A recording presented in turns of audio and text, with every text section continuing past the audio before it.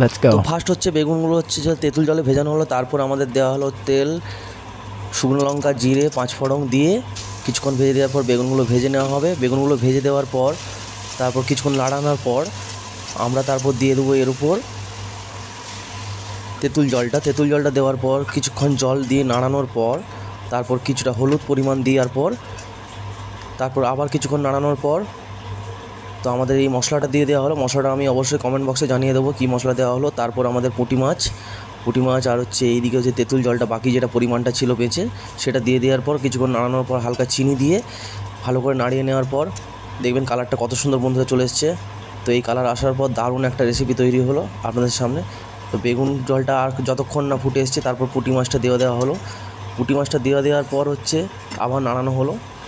তো নাড়িয়ে দেওয়ার পর হচ্ছে দেখতে পাচ্ছেন বন্ধুরা কালারটা কত সুন্দর এসছে। Tata, bye bye, next video দেখা হবে।